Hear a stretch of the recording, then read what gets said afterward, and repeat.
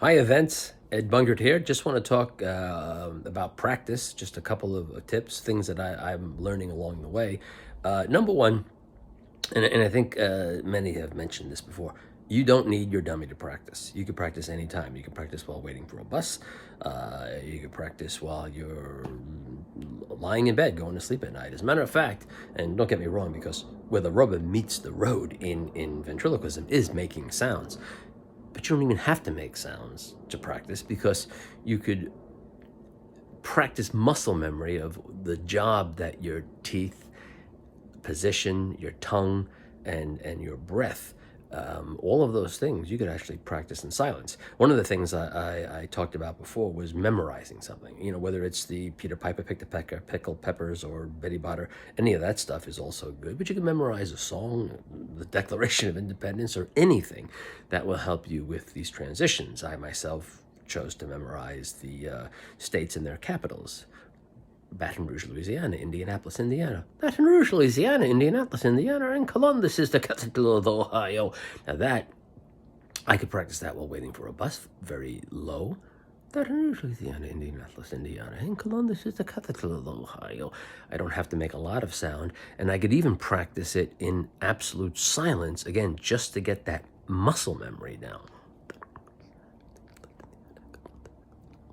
Now, you don't hear anything, but my tongue and my breathing and positions and all of that is still being practiced. And again, don't get me wrong, we got to make the sounds. That is the art of ventriloquism. But there's a lot you can do silently, alone, and even quietly to maintain ventriloquism practice. The other thing is filming yourself. And we all do this, and we all film ourselves, but if you're like me, when you're filming yourself, you have a tendency to watch your lips. And then, of course, you get in front of a crowd, like I did my first time at the convention, and I was absolutely lost because I couldn't see my lips.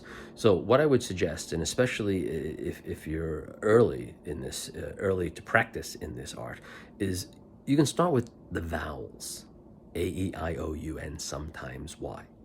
You could even start with just the A, E, I, O. A-E-I-O-U, which doesn't really, which isn't as challenging. A-E-I-O-U.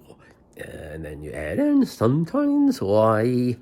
And if you film yourself, what I would suggest you do is film it where you could see your lips, and then move the camera closer and close your eyes and learn to feel where the lip position is, because you have nerve endings everywhere in your body. For example, if you held your hand up and I said, just feel the tips of your fingers with your mind. Sense it. You would almost feel your hand starting to tingle because you're sensing the nerve endings that exist everywhere. Well, the same thing exists in your lips. You can sense your lips.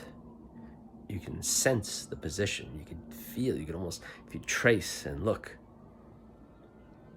your mind, your senses can know the position, and that is important, I think, in learning good lip control. So what I would suggest is film yourself first, A-E-I-O-U, and sometimes Y, and then move the camera closer and close your eyes. A-E-I-O-U, and sometimes Y. And then you can play it back and see how you're doing. And if you messed up a little bit, try it again. Always working hard to sense where the lips are. Now, I don't know if the seasoned professionals still do that, because I'm in a sort of intermediate stage of learning this, but it has been very helpful to me to sense and really know at all times how my lips are positioned. So I hope this is helpful as we all learn together. Take care. God bless.